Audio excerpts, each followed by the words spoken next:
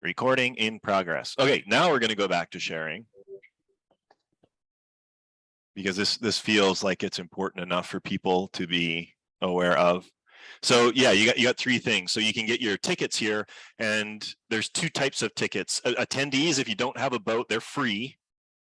And if you're running a boat, then it's the $39. And if you pay the $39, you get a free t-shirt included. And if you are an attendee, or even if you're not an attendee and you won't even be able to make it there, you can buy the t-shirt separately here. They're going to be white, and I think we got all these sizes, so you can do that. So at the event, we'll be handing out the t-shirts to people who are there, and then if you purchase a shirt but you're not attending, we're going to ship those out as soon as we get back from Subfest. So attendees will have first viewing of the t-shirts. So hopefully that helps. Let me know if you still have problems. Hey, Bob, I just joined in. Oh. Go ahead, Vaughn.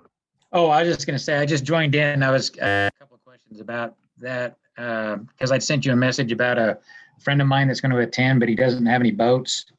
But doesn't he have to still pay a fee to get in? Hell no, free. It's free. What about, isn't there like a dinner one night or something? Or is that just paid for at the time? How does that work? Yeah, that's paid for at the time. So there's actually going to be a handout, you know, for at there, and it's going to have everything all listed out and where and how and all of that stuff. But just for, you know, your own information, if you want to impart this to other people, I guess I can shut this down here. If you pay, you can run their boats, and you get 4 free tickets for the raffle, and you get a t-shirt. If you are just an attendee and you just want to walk around and have fun at the event, is free. That's not a problem. You have to buy your own t-shirt, which is available on the website. And I'm going to have a few extras there as well. The meals are basically handled individually. So the first night we're going to be going out, I think we're still zeroing in on a location. I think Daryl is zeroing in on that, and that'll be at a restaurant. And then the second and third night are going to be on site. There'll be a low country boil and steak and potatoes, and that's all by donation. So you just bring some cash, throw it in the jar, and you're good to go. So if we bring an RV, Mm-hmm. and I understand we can park there. Yep. And it's dry camping. Yep. And do we have to let them know that we're coming with an RV? No, there's like a huge lot out behind. I mean, unless we have like 15 motorhomes or something, I think we're going to be fine. Okay. And we're going to be, I think, I can't remember if it was Steve or Steve O'Connell, Steve Hodges or Steve O'Connell was asking if we're going to do a sub swap table. I don't know if you guys are familiar with this, but if you've got something lurking in your closet that's been sitting there for like 10 years and you know you're never going to get around to it, you can bring it, and I don't have any fingers in it. We're just going to have a table, but I've printed out little like ID cards. So what it is, who you are, and what you want for it. You can sell it, you can trade it, you can do whatever you want. It's like a sub swap table. That'll be the first time we try it here. They do that at the Carmel Fun Run a couple of times, but I know a couple of people asked me to have it at this event, so we're going to give that a try too. I tried it. It's still not working on my computer. I don't know what's wrong. I could send you an invoice if you want to let me know if you. Yeah, just send me one. Just for one person? Yeah, me. Okay. I can do it. What size shirt do you take? What's the biggest you got? Triple X. Triple X. That'll do. Okay. I'll make it happen. Now all I got to do is get 3 subs finished building. Well, no matter what, make sure you have at least one. I may have. I'll be close. I'll be close. I've been painting all week. Painting boats or painting your house? Oh, painting these. Okay. Oh, there you go. It looks like a boat. There you go. Yeah. I just got to finish putting them back together. Good deal. So, thanks to my good friend, generous friend, Ed, who brought my haul back from Carmel. I've got a bunch of hulls back at the shop, so we're going to be going through those tomorrow, kind of sorting them by condition and that kind of thing. So if you're in the market for like a project boat, I got some pretty unique stuff in there, including a couple 48 scale like Gato hulls. I got a couple of Seawolf boats, some big alphas. So just bear in mind those will be popping up here shortly as well. They'll probably end up in the model kit section and the bargain bin if you want to keep your eyes open for them. Ed, what are you leaving? You're not telling them about the Akula, huh? So I got to figure out what I want to do with that. I've got a 48th scale Akula in that batch, and I think what is we talked about this before. What did the overall length end up at? That is like 9 feet long or something, isn't it? Yeah, it's close. It's very close to the 688. Yeah. You know, give or take a couple inches. The 96 inches, whatever an Akula works out at one. It was big. I mean, you should show them the picture of it in the back of the camper. I can find it. Yeah. Ed, when are you leaving? Yeah. for- To knock out some of your glass. I'm leaving. I'm gonna do a straight run. I'm taking the young Alan Palmer with me. He's gonna be my co-pilot. And I believe Vaughn wants to caravan. We'll meet up somewhere and do a straight drive, hopefully Thursday. I'd like to ride Thursday afternoon. From Texas to Georgia? Yeah. Yeah. 12 hours as a crow flies.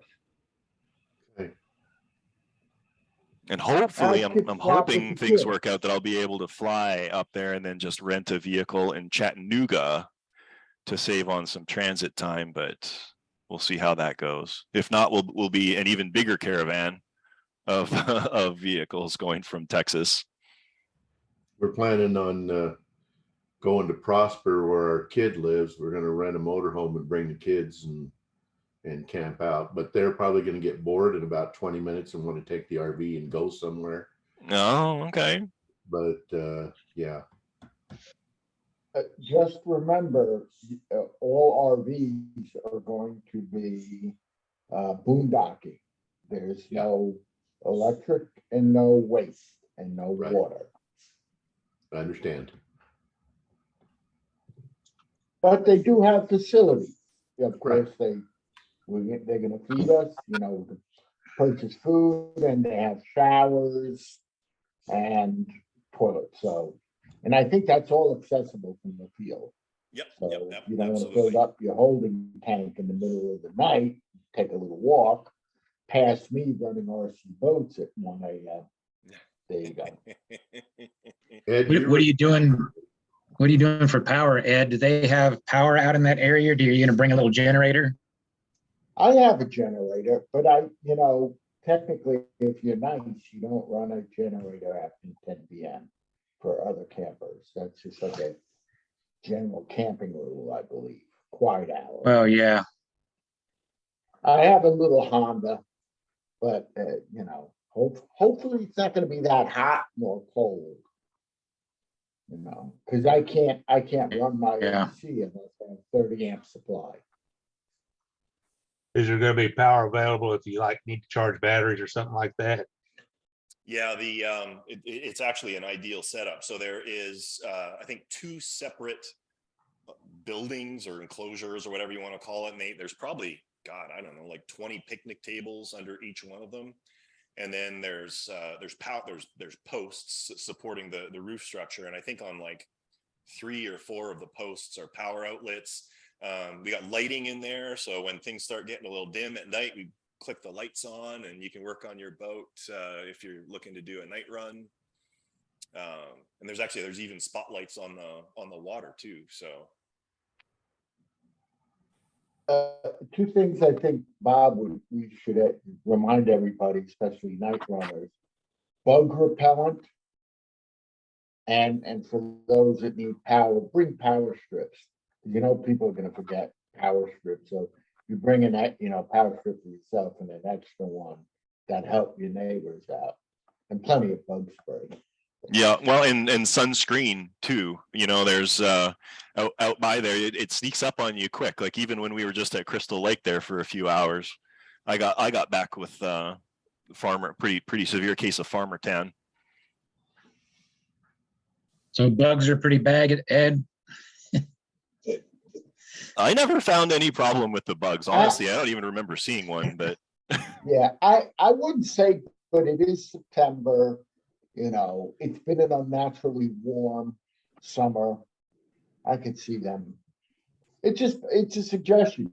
Bring, it's like having a gun. You'd rather have it and not need it, but not have it and need it. When You'd we be were a sacrificial animal. when we were out at Oshkosh, we rented an Airbnb and there was like 8 of us. And I was the only one that got ate up by mosquitoes. I must have had 35 bites on my legs and shoulders. I am, by the way, I did order a bunch of rain ponchos just in case. So I'll probably have like, 50, I think I ordered like 15 or something like that. If it does get a little misty or drizzly, you can throw a plastic poncho on, keep your radio underneath. It'll all be cool. It's going to be good. I feel way better about things this year. I feel way more like on top of things than I did last year. I had a lot going on last year, but we're a lot more organized this year. Well, I'm really looking forward to, and I know we're taking up a lot of time with Subfest for those of you who aren't going, but first off, we're going to try and do a lot of live broadcasting from the event. So if you can't make it, we're hoping you'll still be able to participate remotely and watch at least the important things as they're going on. Second of all, we're switching things up. So the obstacle course is no longer a timed race. It's a qualification. So there's going to be badges for those people who successfully navigate the obstacle course. And you'll be able to wear those badges throughout the event to prove to everybody that you've got the chops to correctly operate your RC submarine. I'm hoping everybody's going to see everybody wearing them, and then they're going to say, well, I want one too. Or if I don't wear one, then I'm not a real sub captain. We'll see. We need more people doing it. And then rather than a drag race like we did last year, we're going to be doing the Great Submarine figure 8. So there's going to be a figure 8 race, 3 laps around. So we're going to see what this turns into at the end of the day too. That's going to be a big prize, though. I think we got to make it worth it for people to risk a nick or ding or broken antenna or something like that. So we'll come up with something really good as a prize for the winner of the Great Figure 8 submarine race. Are you going to have different classes like 196 and 148? Or? No, I don't think so, because at the end of the day, it just comes. It's not going to be small enough that a smaller boat would have an advantage over a bigger boat in terms of maneuverability, and big boats are equally. Have an equal opportunity to be as fast as a small boat. So it's really just it's just fun. It's just gonna be fun. Yeah, and if you brought 3 boats and one of them is already pranged up, you probably want to run that one, because there's going to be that cross, in the middle. We'll see how that goes. On the broadcasting, is there going to be better Wi-Fi capabilities there? Because there hasn't been in the past. Yeah, I think what I'm hoping to do, Steve, is grab like an Eero system or even like a Google Wi-Fi network and put range extenders out all throughout the exterior there. Because I know they do have wireless, but it only works basically when you're in or around the concession stand. Yeah. Even then, I recall it was kind of sketchy, but anyway. The other option, and man, it would be nice if someone could help take point on this, would be that, something like a satellite Starlink system or something like that. But if we're going to grab that, we need to do it quick, so that we can get all the components in place and do the testing prior to the event. I'm not even familiar with what that is. That's our good friend Elon Musk's remote satellite internet system. Mm-hmm. Starlink is not available in our area yet, Bob. I was going to jump on it, but it's available for RV users. They now have the roaming Starlink. You're Okay. talking about, high upload and download speeds. But I can't, myself personally, I can't justify it using it 4 days out of the year yet until they make it available in our area. But if I get it, we'll be covered. But if anybody else out there knows what we're talking about and has a roaming version, it would be great to volunteer. Yeah, we'll see, because I know I think it was Steve O'Connell was thinking that he might get something or something like that too. So yeah, we'll have to figure it out. Worst case scenario, guys, if we can't do it live, it'll all be recorded, and we'll do our very best to get those videos uploaded as quickly as possible at the end of each day. My issue, it'd be hard for me to do because I'm staying at a little tiny room above the antique store in town there, and there is no free Wi-Fi.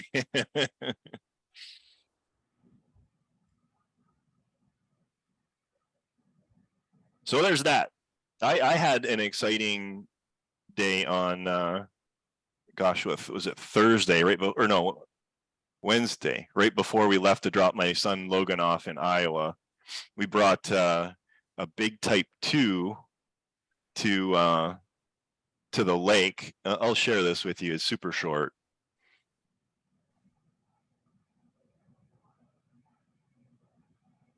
So that's Jason, my shop manager. This was the result of our maiden test voyage. Does he get hazardous duty pay for that? Oh, we couldn't keep him away. He was like, boat's in the water, I'm gonna go get my shorts. Yeah, so that was super exciting. I bet. Did you show us the picture of the Akula while you're there? That is in my text messages, because Ed texted it to me. Hold on.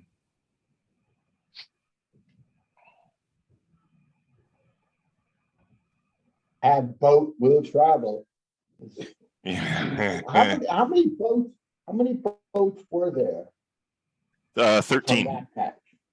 13 plus the Sea View, plus Well, I think 2 others. Plus that little Type 7, Revell Type 7.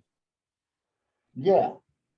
So I had to go stealthily through to like 4 states. I didn't want anybody holding me up. If we'd have known you were driving with all that loot, we would have come and robbed you.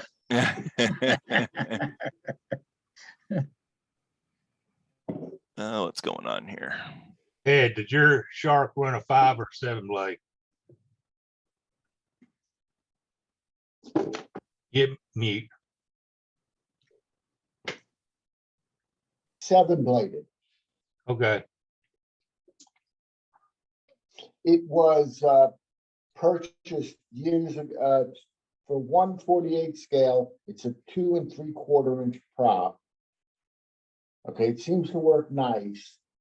And I purchased it from the prop shop in the UK when it was owned by those previous owners. I think a jewelry outfit bought them out. Bob can correct that. Bob deals with props now. There we go. Jeez. So this is kind of hard to tell, but this is the lower hull of the 48 Akula, and this is the upper hull. So the lower has a part of an upper hull already bonded to it. So this is going to have to get cut, but it's like 9 feet long.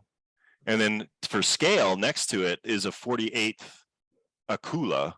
You can see this black one right here. The cooler. Or sorry, alpha. And then next to it here, this gray one is another 48th alpha. And then a 48th, or maybe it's 50th 214. But you can just see the size difference, you know, from the 1-to-1 scale boats, what that actually looks like. And then of course, peeking out from underneath is the big 80-inch sea view. You had that Charlie in there too, up Yep. all the way to the right, I think. Yeah, up over And that's here. pretty unique. That's unique. Russian Charlie class. Yeah, that was Tim Cobb did the masters of that.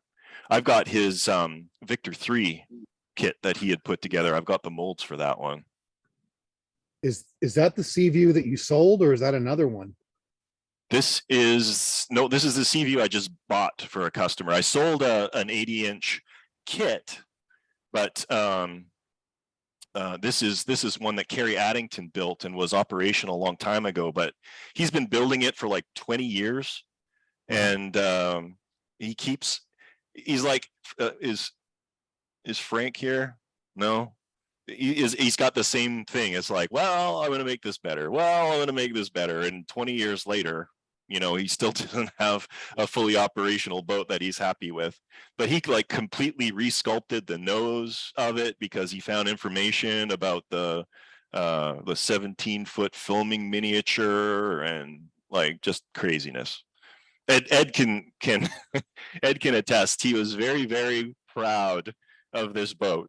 We were there for, I got to think, an hour and a half going through everything that this guy had done to the boat and all of his visions for it, what he wants us to do to finish it and all that stuff. So yeah, super exciting.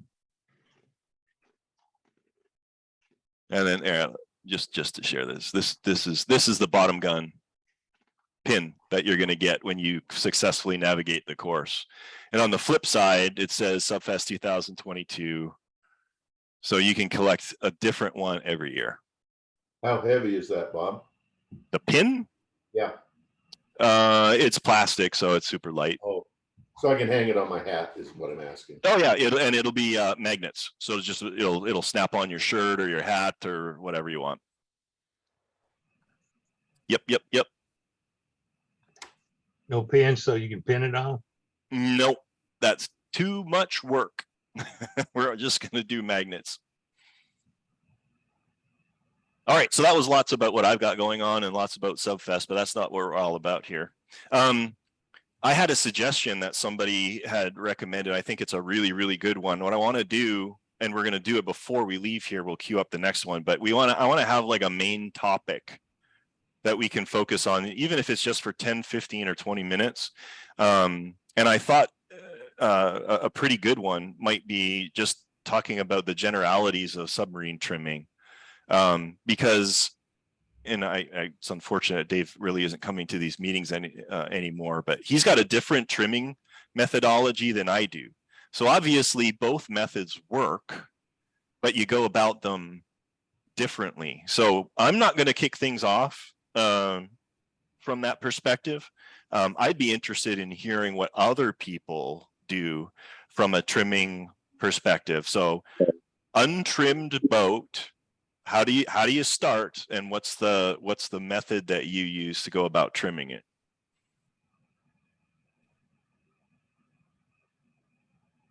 So I did a YouTube video on my Oklahoma City, and basically it was my hull with the watertight cylinder, that great big giant thing.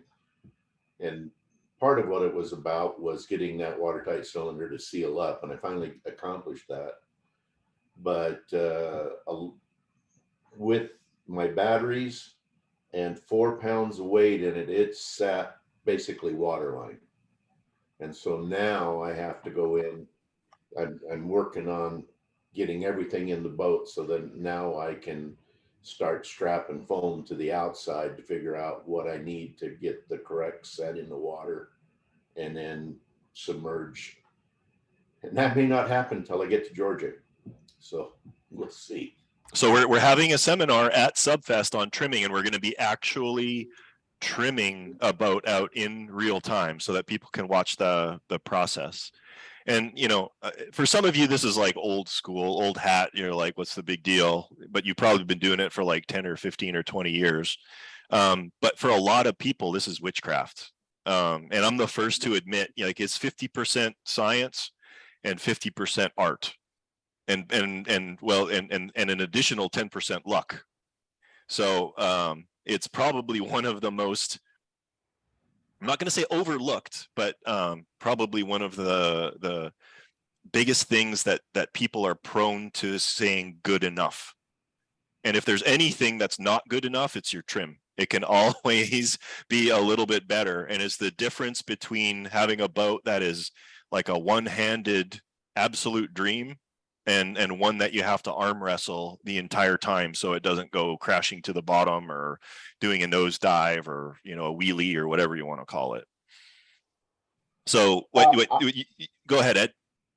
Well, I'll step up. I don't know if I have a real methodology, and I will say what I do really is for gas boats. Okay, so I don't know if any other type of dive systems. Obviously, a dynamic diver you worry about differently than you would a gas boat, but any like a dry hull angle type boat is, I'm sure, a lot different. Trimming, you approach it differently with a gas. I can't answer that, but I find luck. I'm worried about periscope depth. Okay, when you were talking about trimming, that's kind of why it would hit my thing. I want to make sure I do have, and it's a royal pain to get it there. You know, it's the boat in the water, lift the boat out, add, remove foam, do it again, do it again, do it. And you'll find yourself doing this 5 or 6 times.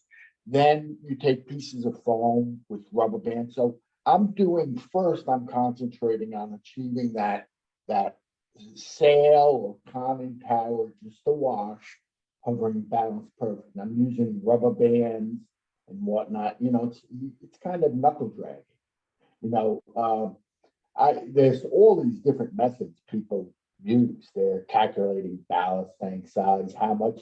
I saw Steve O'Connell at the lake. He actually brought scales and he was weighing how much the boat weighs in the water up to this surface water line. He's calculating his tank. Now, I'm just kind of knuckle drag. I just added foam till the boat sits. And then once that fact is established, and I know it's got, and all this while, because you're dealing with all the variables, you also have to think about that torque-induced roll at the same time, right? So that's what I do, and then I kind of worry about the surface water line, you know, and the size of the tank. Did I make it too large? Did I make it too small? Or, but usually I get it within. I think you do the reverse. You worry about the surface trim first, then the submerge. Right. So there's like 2 schools of thought, and well, maybe there's more, but there's 2 main schools of thought. Some people trim it submerged first. Some people, like myself, trim it surfaced first. Both obviously work. For me, because I build so many boats, like I think I took a tally just out of curiosity. I went back through like my videos and my records and everything. I think I'm at 123 submarines that I've run through the shop. That's a lot of boats. And so the reason I do things the way I do it is because I find it to be the most efficient. So by starting in surfaced trim, the only thing you're worrying about is what's below the waterline. That's the only thing you need to worry about. And so once you get that locked in, you flood your tanks. Now the only space you worry about is what's above the water line. By trimming it submerged, you know, if you're putting foam perhaps where it doesn't belong, it can affect, you know, surfaced and submerged trim, you know, once you get things up above the water. So provided, I find again, When it's on the surface, you only deal what's below the water line. And then once it's below, you only deal what's above the water line. It happens very, very quickly and efficiently in my experience. The only thing, and it happens even when you start the other way around, is the total ballast volume. So if you trim it for surfaced and it's sitting all up, you know, nice and high at the perfect water line, and you flood your tanks and they're completely full and it's not down enough, you don't have enough ballast tank. You add weight, you get it down to the proper submerged, and then when you blow ballast, that's your water line. You can't do any more because you don't have any more ballast tank. I can see you raise your hand, Ed. Yep. Yeah, one thing I do for every boat, because we split, you know, most of us split it at the waterline, whether you're doing that, not the waterline, the center line, whether you're doing that Z cut or not, like with the shark, it's cut down the center line. I have a gauge that shows, you know, I made it out of a piece of wood, and it just shows, it's the height of the water line. So I can kind of see where the water line is when the top is removed, to make sure the cylinder and all that rests the top of it. You understand what I'm doing, guys? So let's say it's an 8-inch diameter model, right? And my water line above the center line is 2 1/4 inches. I have a 2 1/4 inch piece of wood. So I just make sure when I'm laying foam or something that, like Bob's saying, you know, I kind of know whether I need this piece above or below the surface water line, and that all my equipment will be below the water line, so I know I'm not affecting the trim. Yep. The other thing that you can do if you're going to be going through the trim process is use some low tack masking tape. Run a strip right down the boat at the water line, and then you just know when you're putting foam in there, you're not going to put it above that masking tape line, and then when you're done, obviously just pull it off and you're done. The other thing, and Steve he found this one out with his Nautilus. It's almost better to have too much ballast tank, obviously, than not enough ballast tank. So if you're looking to buy a cylinder for your boat and you're not sure, step it up an inch or two in the ballast tank length, because you can always add little blocks of foam that'll eat up your ballast tank capacity. You can put those inside the ballast tank. If you don't have enough ballast tank, you can't make it bigger, you know, without making a new ballast tank, obviously, or doing really creative things like porting auxiliary tanks and weird stuff like that. But we probably don't want to do that. So err on the side of big. You can always add blocks of foam inside the cylinder, just secure them with a little bit of silicone or something like that. And that'll reduce the capacity of your ballast tank so that you can get it to the proper amount.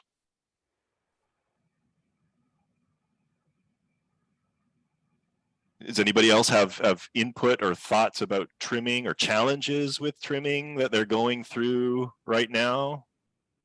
I do mine the same way as you. Surfaced and then submerged? Yeah, that's just what I found to be easiest for me. So I'm retrimming my thresher right now because I added a pump snort system for it. And it's in a separate enclosure, one of those little electrical enclosures. So I had to retrim the boat, and you know, I'm fine tuning it right now, just trying to get everything in the right place. I have the water line good, and when I submerge it, the tail's just the slightest bit heavy. So I'm adding just a little bit of foam above the water line, but it's real easy because you know where you got to put it, either above or below the water line, depending on what you're doing. And so I'm going to make a quick comment. It's easy for you because you've got a 48-foot long boat with like a gargantuan amount of space. The challenge with nuclear boats, and particularly American nuclear boats, is they have very, very little surfaced water line. You know, it's like 90% of the volume is below the surface. So if you're doing like a 96 scale boat, you might only have, you know, less than half an inch of room, you know, above the surfaced water line in those little tiny boats for all you masochists out there building baby boats. So it's just something to keep aware of. You need to make sure you've got room to put foam, and when you run out of foam, then you really have to start getting creative by putting a counterbalance on the other side in terms of weight to like pull the tail up and all sorts of stuff. So I don't unnecessarily steer you clear, because it's absolutely possible, as you've seen, but it's much more challenging with small boats than it is with larger ones. And I saw Jason, you lifted your hand. You're having like a challenge right now, or you're in the process of trimming a boat? Just a comment based on something that you posted a while ago, that it's interesting what you just brought up about the nuclear type boats not having very much room to add foam above the water line. I mostly like the older World War II and not so much the post-war stuff, and the problem is, like you guys had with the big 32nd scale Gato, there's so much freeboard that it's really hard to get the weight low enough and the buoyancy high enough to make it stable. Yes. So, yes. Yep. Not so much a trimming issue overall, but especially when you're flooding the ballast tank and it's half full, so you've got that water sloshing around in there, and the boat would tend to roll to one side or the other. So ultimately, with that big Gato, which I know is a tough boat to get right, because when it's on the surface, there's a lot of it out of the water, and it's top heavy. It's got guns and stuff above the water line. So did you guys manage to get it pretty stable?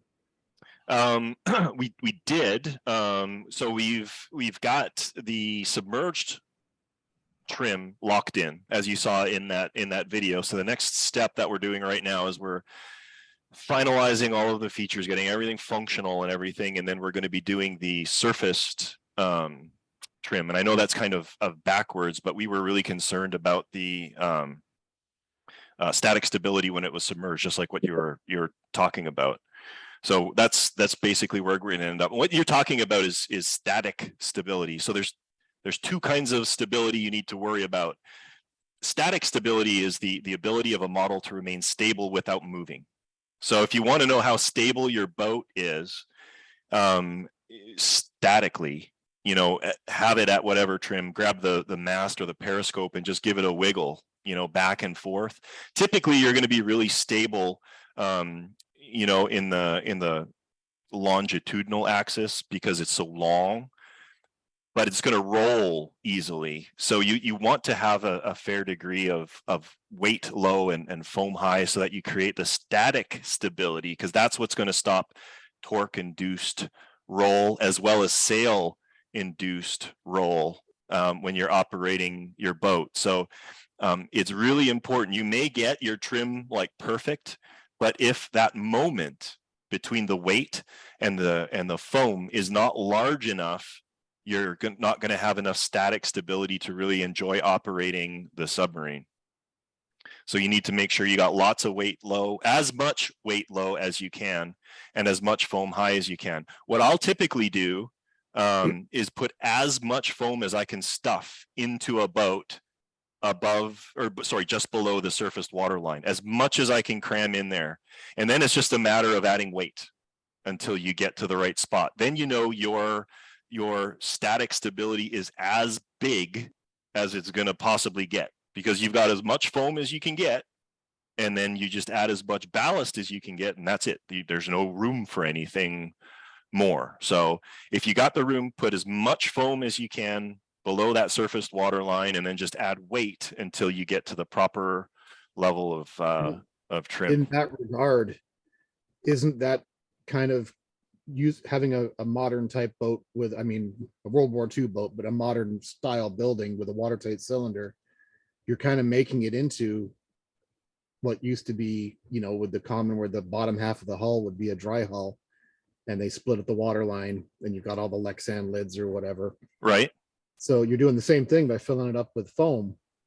Because kind of. Obviously the advantage to those dry hull boats is you don't need to add foam. You've got way more buoyancy than you could ever want, and it's just a matter of adding all this big chunks of lead in the keel to get it down to the proper level. We're doing the same thing. We're just doing it a little bit more controlled with bits of foam put wherever we can put them. Yeah, there's certainly challenges for sure. And I've talked about this before, you know, you can get away with a little bit more with dual screw boats because there's no torque induced roll, because those props are spinning counter to each other. It's not going to torque the boat over. The other advantage to those old fleet boats is they typically don't have big flat sails. That's what gives you torque sail induced roll. Big, tall, flat sails pull the boat over. Vaughn knows about this with his upholder. That's a boat that really loves to heel over. The Aerithus that I'm building right now is going to be terrible for that. I can already feel it because the sail is absolutely massive. So what causes sail induced roll? What forces are acting on the sail? It's all about the flow of water going over it. So just like with an aerofoil through the air, when you turn, water is flowing faster over one side than the other side. I don't profess to be a hydrodynamic engineer. All I can tell you in general is it's the flow of water moving past the sail at differential speeds on either side of that sail, which I assume is making some form of a low pressure area on the inside, pulling it over off to the side. And this makes sense. The faster you go, the worse it's going to be. Like I've gotten an upholder all like way over 45 degrees in a turn easily. Will it do My it? skipjack, 148 skipjack, the boat would roll almost 90 and dive into the mud at flank belt. As you change, like Bob said, as you change the angle of attack, just like a vacuum or low pressure zone forms on that, and the boat just heels over. And We just need a rudder on the sail, right? Yeah, fix it all, right, Bob? They did it on the Albacore Phase 4. Will it Did they really? They did. Wow. Well, I've been trying to do. What is the cure? Drive slow.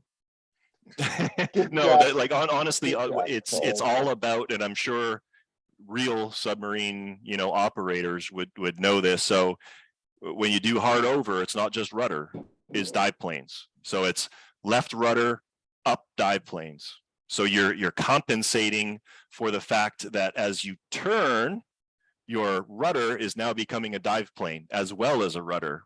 So it's gonna tilt that boat down, and in order to compensate, you need to up your dive planes. And so high speed turns, every time you kick the rudder over, give it up on the dive planes as well, and that'll pull the nose up and keep a quasi level turn throughout. And that's just pure experience. That's the only thing that you can do. Is the direction of roll based on the rudder position, or is it based on torque from the propeller? No, it's turn. It's the turn. If you're turning left, regardless of rudder position, it's the rush of water over the sail. So in theory, the direction of turn is coincident with the direction that your rudder is going, but it's the actual water over the sail. But it'll go either way. It just depends on which way you're turning. Correct. Yeah, it's not like if you got like a right turning prop, it's not like you'll always keel over to the right or the left. Yeah. It's whatever direction you are turning. If you had no prop, if you were say using a pump to propel, it would do the exact same thing. It would still heel over because of the water moving past the sail. The sail is a think of it as a big fixed wing, Steve. It's mounted. Yeah, but it's symmetrical. The angle right? It's that doesn't matter. You're changing the angle of attack to the water stream. Yeah, I understand. And that's what's causing it, but it's a symmetrical airfoil in the water. Yes. But think about this though, Steve. The flow of water, the speed of the water flowing over that sail is different on the left than it is on the right. If you're turning left, the water on the inside edge is flowing a little bit slower than the water on the outside edge because it's math, right? It's the distance. Reduced turn from the rudder. Well, it's proportional to the radius of the turn. Let's put it that way. If you have a short radius turn, the water going past the inside edge of the sail is going to be flowing proportionately slower than the water on the outside. Yeah. And honestly, you know, my favorite way of operating, and Ed is a perfect example of this, and my other favorite guy is Dwayne Hill, you know, operating for like 3 or 4 hours at periscope depth at 1/3 or half throttle. You don't need to worry, you know, about all of this kind of stuff. The other thing that happens a lot that you guys are going to need to get experience doing is the idea that when you go into a turn, the aft end, the stern end is going to drop. That's the other fun thing about RC submarines. And so again, harder turns, you need to give up on the stern planes or the bow planes to compensate for the stern dipping in a turn. Except that alpha, Bob. I love running that alpha fast. And it's that sail on the alpha where the Russians were smart. You don't really get as much of that sail-induced roll. Because it's all faired, it's big and Faired. fat, and it's faired into the hull, so you don't have that sail aspect anymore. I'm surprised how well that 148 alpha runs at speed. That thing's like a torpedo. Mm-hmm. It's a lot of fun to drive. And I'm not, like you said, I'm not a speed guy, except for this one. You know, I bet. And there's a reason why U.S. sailors, the dive control party, chief of the watch, and the officer of the deck have seatbelts. Because they're tossed around in the large boat like they are on the Flew Model 11 drive. Mm-hmm.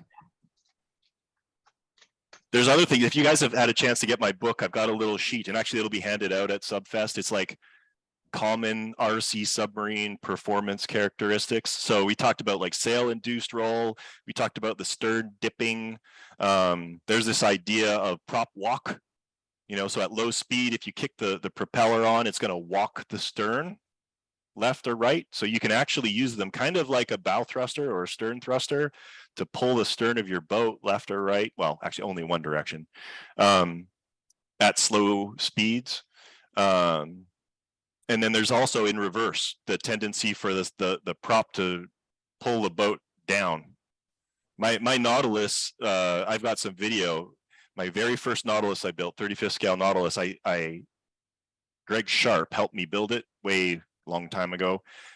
He showed me this. So full stern, pulled the boat almost vertical, and then he goosed it, and we got a breach up out of the water. So that's the other thing you got to watch for in full reverse, full astern. Your boat's going to go nose up and pull itself straight down in the bottom if you don't watch what you're doing.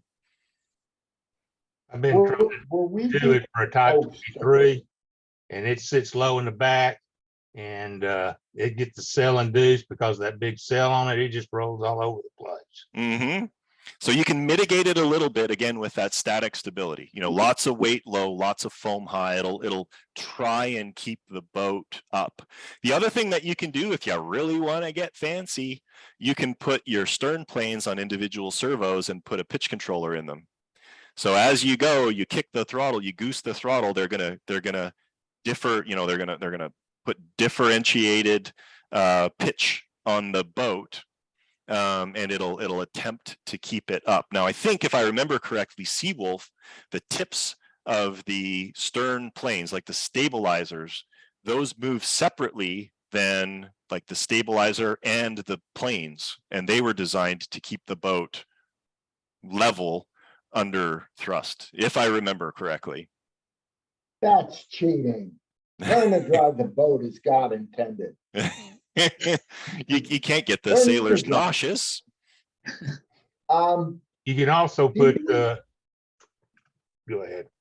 Oh, just quickly, if O'Connor brings the docks, we should consider maybe an achievement for docking. Sure. Because that slow speed maneuvering, you know, is just as much fun, guys. I mean, I love docking my boat. You know, if you're good at docking, you can really, that's seamanship. That'd be a good idea to give a try, a little docking achievement.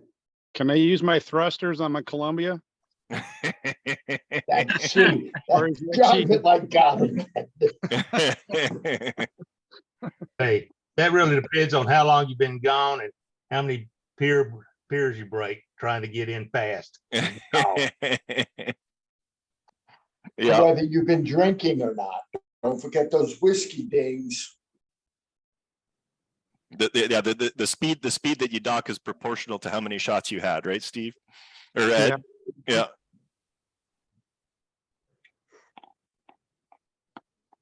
So there you go. Hey, Bob, I don't. Go ahead. Oh, sorry. I was just going to go back to that stability on my upholder. You know, I kind of took everything out, even a lot of the, from when I bought it from you. I took out some of the lead had been before you had it was rolled up the sides. Some of you, I don't know if you remember that. So I stripped all that stuff that had any lead that wasn't right at the very bottom. So I took all that out and then I put as much foam as I could high. And even when you last saw it run at Crystal Lake, I had actually taken and put foam up in the sail so that I could try and keep it more buoyant to spread that distance. Now I took up a lot of space in that sail. And then of course I trimmed it to run about a 1/2 inch below the top, but you added some weights. So what I'm actually going to do is just remove a little bit of foam for those weights. And I think it'll bring it down more to periscope. But yeah, I stuffed some foam in my sail because it's so big on that upholder. That, you know, and but it seems a lot more than it used to be.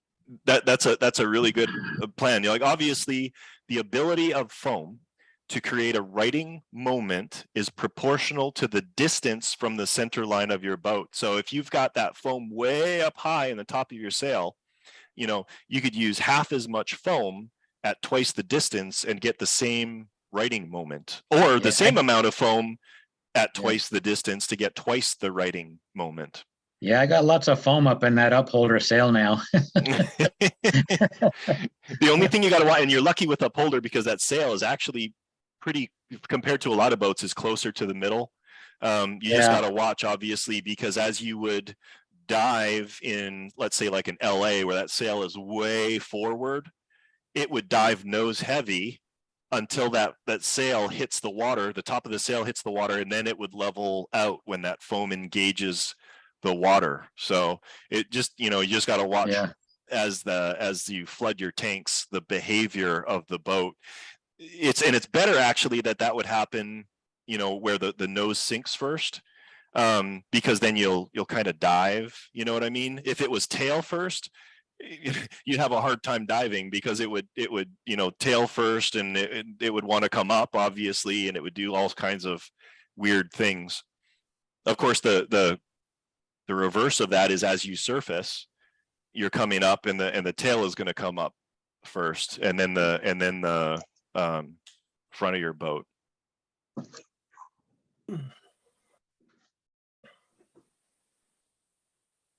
So yeah, there you go. Lots to think about for trimming the boat. And I can't overemphasize this. A properly trimmed boat is an absolute dream to operate. And again, Vaughn's upholder was a perfect example. When we were out at Woodlands Lake there, like we had it down at periscope depth. We set the throttle at like 1/3, and we could put the transmitter down on the chair and just watch it drive at periscope depth with 1 1/4 inch of periscope sticking out of the water. That is what you want to shoot for.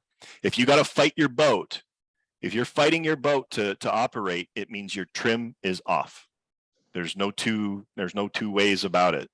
The faster you go, the more squirrely it gets, just so that you know. But if you can do like half throttle, nice even keel, nice and steady, that's your goal. Yeah, Jason, I saw you raise your hand.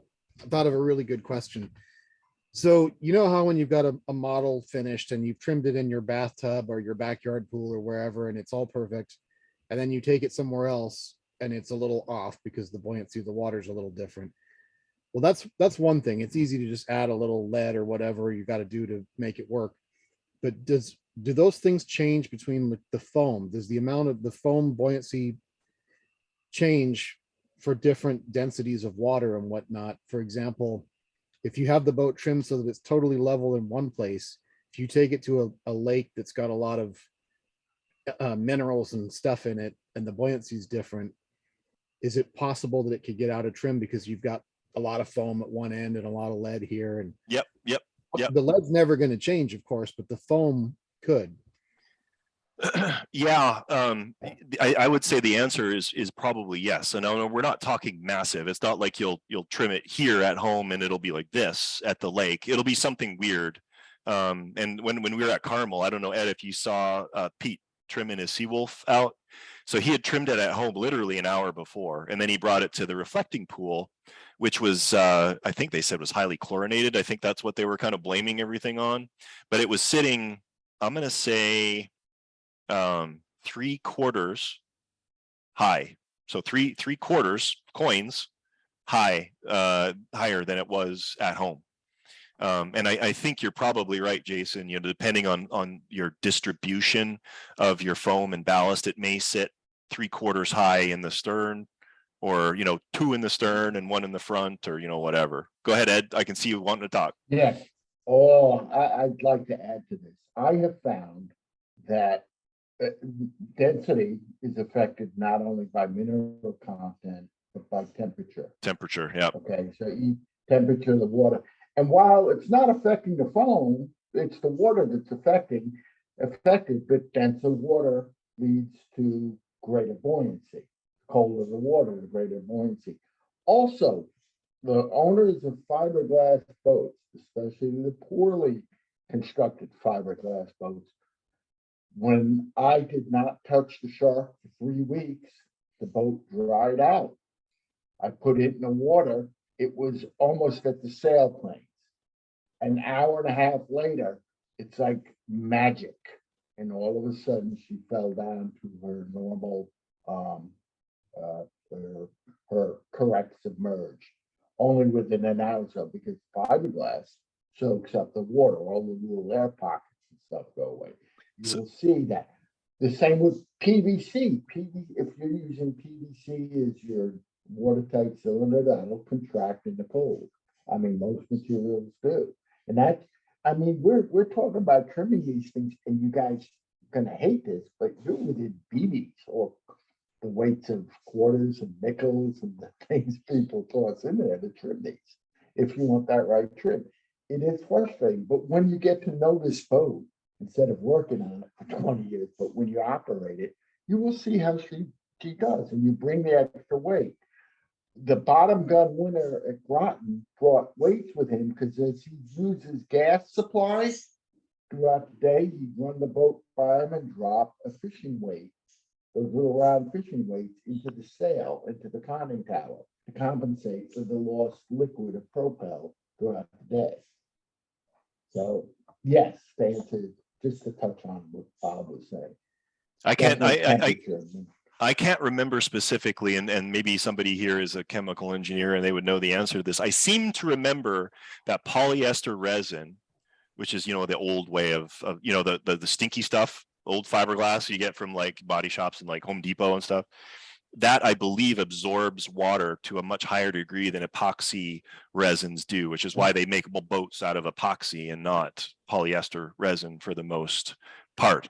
Older boats, older hulls, or especially boats made from like the old school people, that have been doing it for 50 years, those will all be polyester resin, and you can usually tell because it'll be matte and not cloth. So it'll be the strands that are all going whichever way when you look inside. But the epoxy uses cloth, and so it's going to look like cloth, like a grid inside. Those are going to be less prone to absorbing. And again, this is not huge deal. It's ounces, like Ed was talking. You drop a little bit in there and you're perfectly good to go, and maybe that changes over time. Really, the foam is not going to be affected so much in your boat. I will say, just bear in mind, depending on the foam that you use, and you should be using closed cell, stiff, hard foam sheets inside your boat. There's been instances where I've lost boats or dove boats intentionally to depth, 20 feet, 30 feet down. Back in Victoria, I was over in a lake, Langford Lake, where I lived, and I could see 30 feet down and park my Nautilus on the bottom and watch the fish come swim around it. 30 feet is 3 atmospheres of pressure, right? So that all of that force is going to be trying to squeeze your styrofoam. And if you don't have properly rigid styrofoam, you're going to lose buoyancy because it's going to compact. So just bear that in mind. If intentionally or otherwise you go down, just take a quick look at your foam. Make sure that it's not like deformed or squished, because a 2 millimeter or 1 millimeter reduction in dimensions of a block of foam multiplied by say a 2-inch by 6-inch by 1-inch piece is a pretty significant amount of buoyancy. So you could be at the surface positively buoyant, park on the bottom for a little bit, lose a millimeter, and now all of a sudden you're not positively buoyant anymore. So just watch that kind of experimentation. If you come back up and you're floating low, that's probably what ended up happening. Not that a lot of us explore 30 feet deep, but it can happen. Every once in a while we lose a boat, right? I used to. You used to lose boats? You don't do that anymore? I stopped. No, I decided to quit. I was gonna say that Steve is kind of the grand experiment, isn't he, with regards to water absorption in a material, seeing how he's printing most of his boats.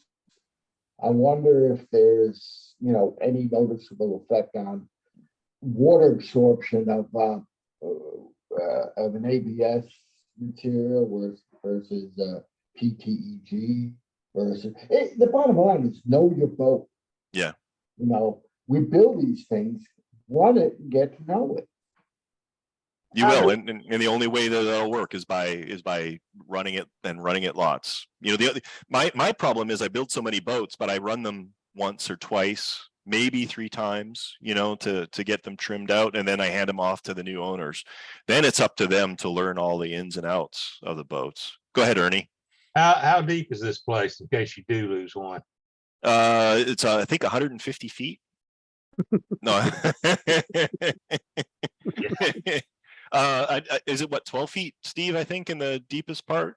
I measured with my ROV like 14-ish at the deepest part, but I've heard them say 16 feet, I think, but it's not that bad. I thought I heard 17, but yeah.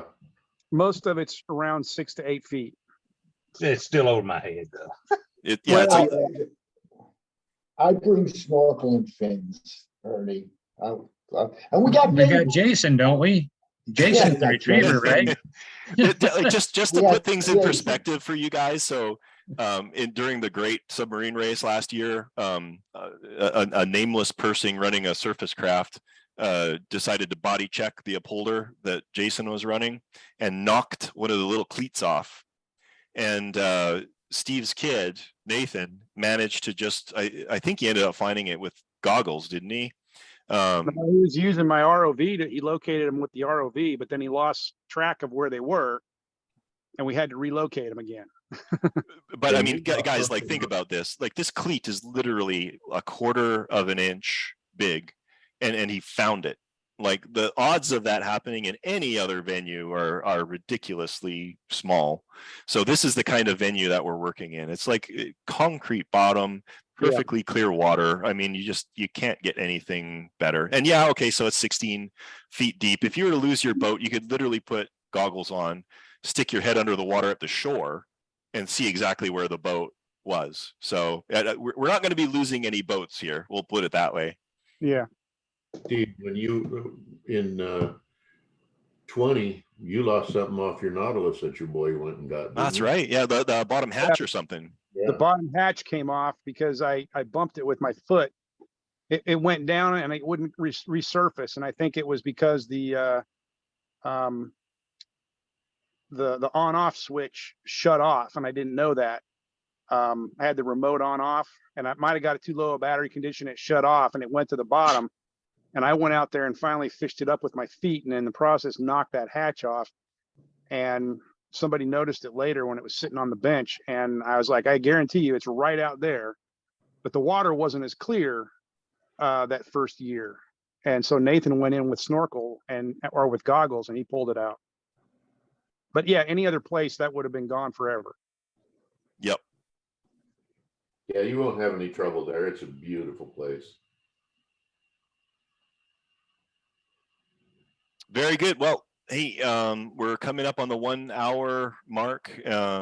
Talked about all sorts of things. We really haven't given a lot of opportunities. So this is like last call for problems or questions or challenges to leverage the collective experience of this group. Bob, I have a question. Yeah. I'm pretty new to the thing, as you well know, because I'm the individual that's wife's buying the boat for Christmas. Ah, there you go. Nice to see you, Michael. Nice to see you too.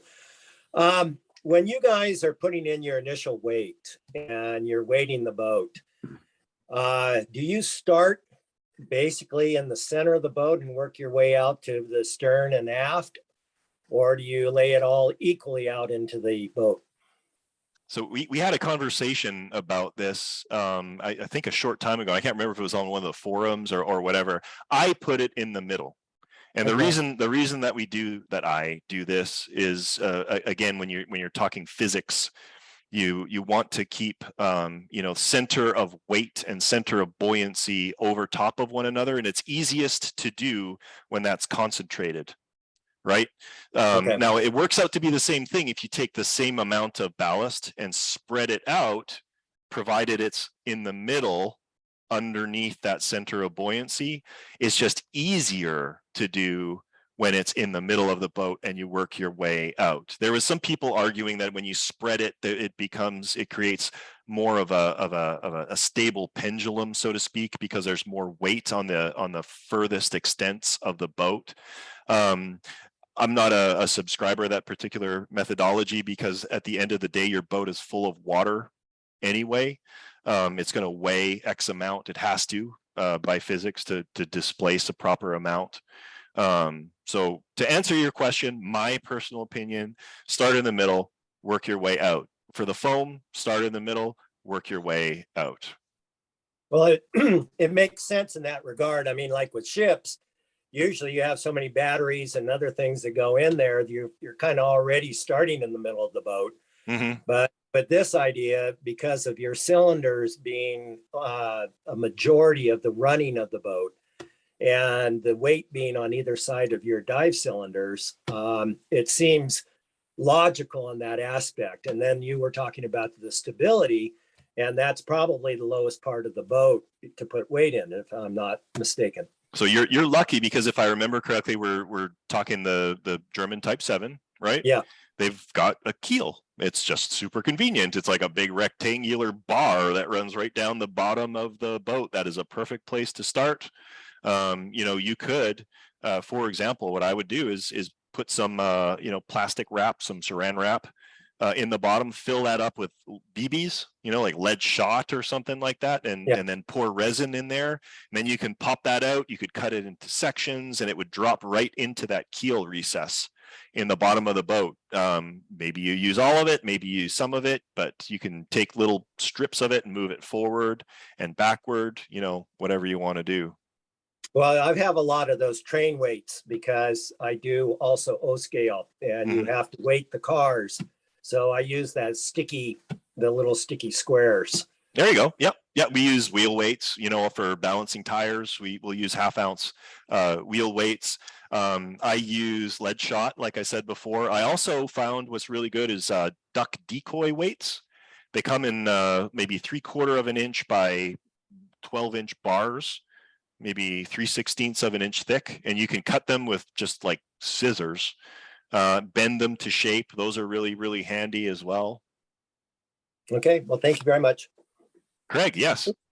Yeah, I do. I got a question on the flying sub that you built. I'm building one, and my question is when I couldn't tell on the video, Did you leave the glass in the front of the boat or did you take it out so there's more of a flow? I left it in there. And then the side intakes, you know, the grills in that kit, I just left that out altogether. So those were all open and the water flow was sufficient for it. Now, I've got another build coming up here right away. I was at Carmel and Rick Teskey had his little flying sub out there, and he turned me back on to these beautiful little pumps sold only in Canada from a company called Princess Auto.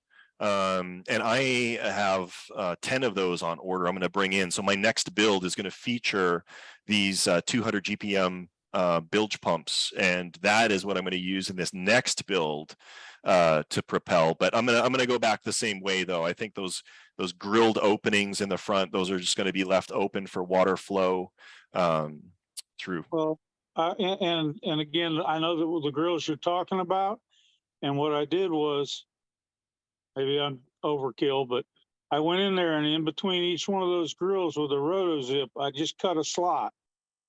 Yeah, sure. I didn't even put the pieces in. They were just big triangular openings. Yeah.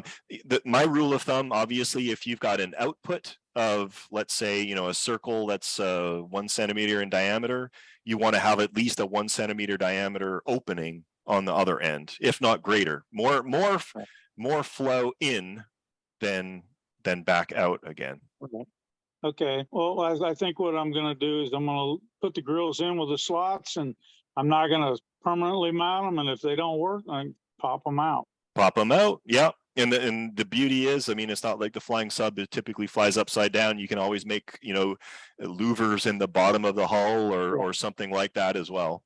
Well, you gave me an idea with your Falcon, and I decided to make it's a jet drive. And I decided to make the jets independently operate so that I could flip one up, one down, and hit the power and try and spin it. There you go. There you go. Yeah, the trick, and we took the Falcon to the lake the same day that we brought that out. The water clarity was too bad. We couldn't do it. And the issue that we had with the Falcon was actually, for whatever reason, one of the jets that we had was like twice as powerful as the other. And so this thing was doing like donuts around, and it was like tricky. As soon as it got more than 6 or 8 inches, we lost sight of it. So I'm going to do some tweaks to it. Logan's back at school, so now I've got to kind of finish it back up. That project, by the way, will probably end up, we'll just put it up for sale if somebody wants to kind of take it and make it their own. But it'll be sold fully painted and weathered, and it'll look really cool, and then you can play with it and tweak it and make it whatever you want. So Logan's already thinking about his next project. How about making one out of a marlin? Out of a marlin? Like the Marlin submarine? Yeah. Have you ever done that one?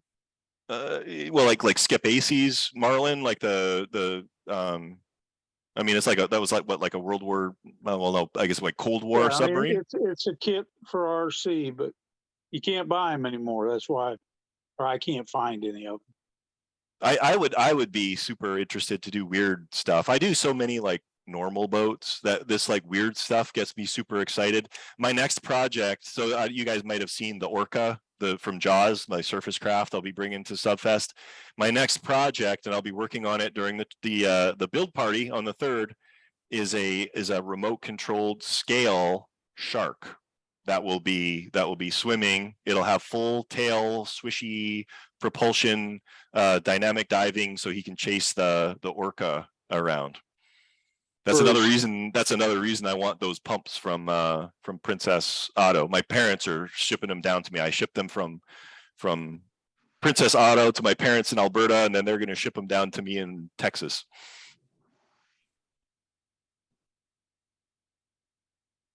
All right, Jen, after we're 10 over. Last call. Questions, comments?